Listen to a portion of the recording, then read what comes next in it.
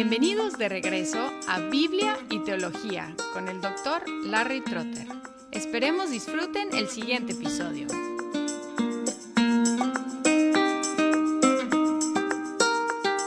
Después de los apologistas, surgieron los polemicistas, uno de los cuales fue Ireneo, entre 130 y 202. Él nació en Asia Menor y fue discípulo de Policarpo de Esmirna, quien había sido discípulo del apóstol Juan.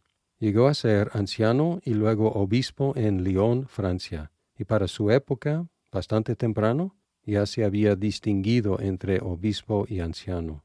Escribió contra las herejías, en el cual refutó especialmente el gnosticismo, usando argumentos bíblicos en contra de la especulación gnóstica. El gnosticismo es un poco difícil definir, pero tiene que ver con un gnosis, un conocimiento sublime que algunos tienen. Ireneo también afirmó que los obispos de la Iglesia son los guardianes de la fe apostólica, que es la doctrina recibida de los apóstoles. También apoyó el concepto del canon del Nuevo Testamento, no solamente del Antiguo, sino del Nuevo Testamento. Y estamos aquí a principios del segundo siglo, ya con un reconocimiento de un canon de libros cristianos divinos, libros cristianos inspirados por el Espíritu. En Ireneo podemos ver qué tan rápidamente el sistema episcopal monárquico dominó la Iglesia, posiblemente porque era un sistema más eficiente en tiempos de persecución que el presbiterianismo original.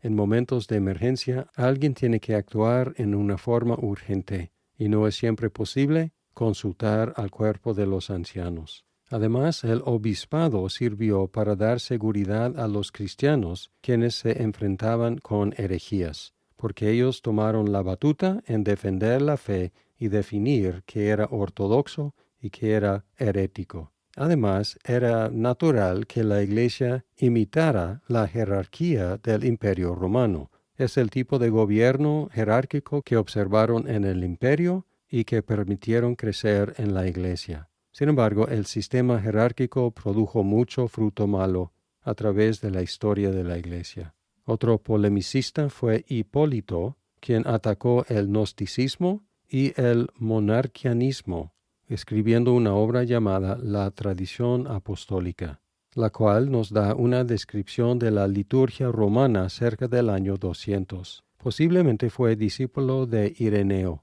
Él se oponía a los obispos de Roma, formó su propio grupo y ahora es nombrado antipapa por los católicos romanos. Él consideraba al obispo Calixto un simpatizante del monarquianismo y demasiado laxo en su readmisión de pecadores escandalosos a la Iglesia. En 235 fue exiliado a Sardinia junto con el Papa y aparentemente fue reconciliado con la Iglesia romana allí. La liturgia del bautismo incluía tanto adultos como niños, ungimiento con aceite, inmersión en agua y unas preguntas que se transformaron en el antiguo credo romano y después en el credo de los apóstoles. Las preguntas fueron: ¿crees en Dios Padre Todopoderoso? Segunda pregunta: ¿crees en Jesucristo, el Hijo de Dios, quien nació por el Espíritu Santo de la Virgen María, fue crucificado bajo Poncio Pilato y murió, y se levantó al tercer día, vivo de entre los muertos, ascendió a los cielos, se sentó a la diestra del Padre, y vendrá para juzgar a los vivos y a los muertos? Y la última pregunta: ¿crees en el Espíritu Santo, en la Santa Iglesia y en la resurrección de la carne? Así el esqueleto de lo que llegó a ser el credo de los apóstoles. Incluyó una oración eucarística para dar gracias a Dios por Cristo y el pan y el vino que lo representan, diciendo que la doctrina correcta, no las palabras exactas, fue lo importante.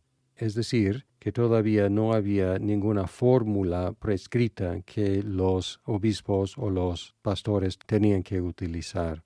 Cipriano fue obispo de Cartago entre 248 y 258. es conocido por su oposición a Novacio, quien negó que la Iglesia puede perdonar y restaurar a un cristiano caído en pecado grave. Cipriano fue un pastor célibe y pobre, que luchaba por la unidad de la Iglesia en medio de conflictos sobre la readmisión de los que habían negado a Cristo. Él también se oponía a Esteban, obispo de Roma, a quien se dirigió como su colega, llamándolo hermano.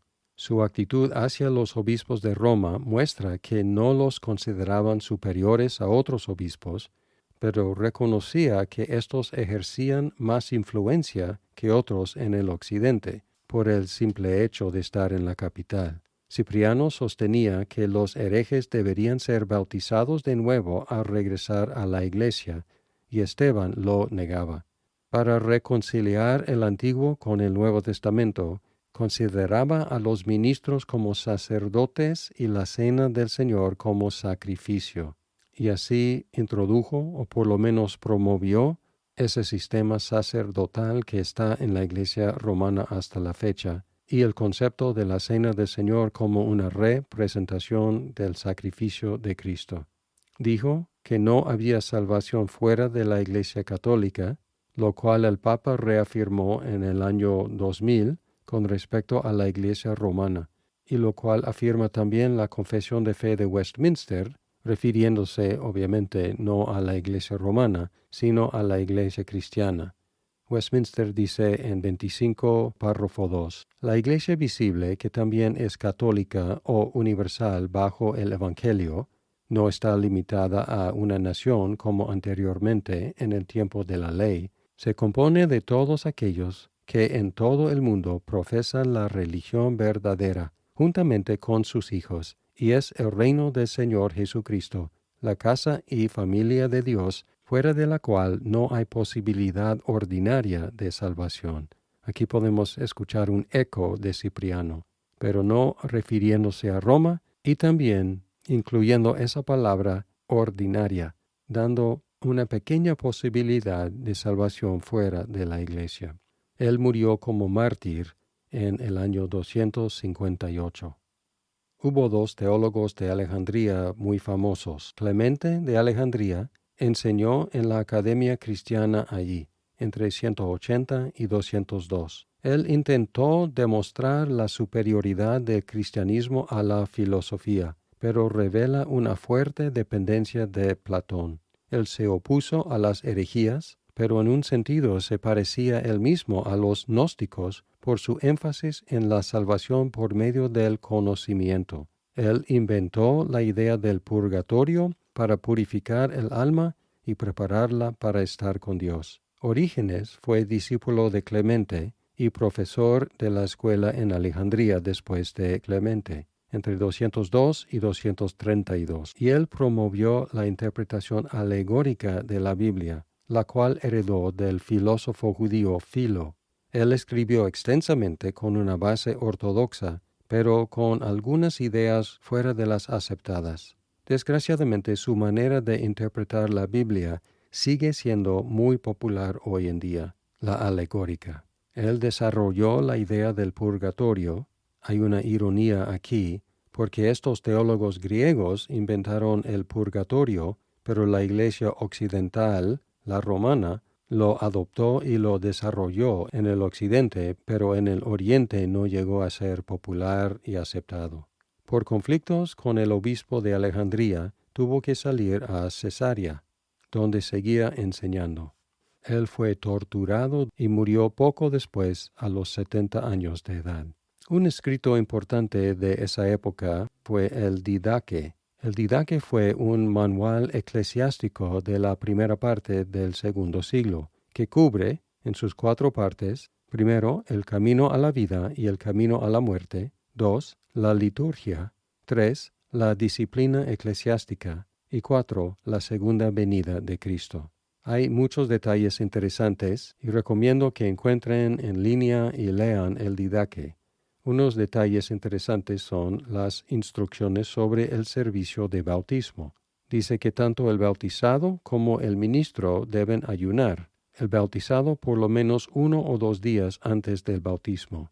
Deben bautizar en el nombre del Padre, del Hijo y del Espíritu Santo, y en orden de preferencia deben bautizar por inmersión en una corriente de agua o por inmersión en agua que no está fluyendo, pero preferiblemente fría, o, si no está disponible un estanque de agua, por aspersión 3 veces.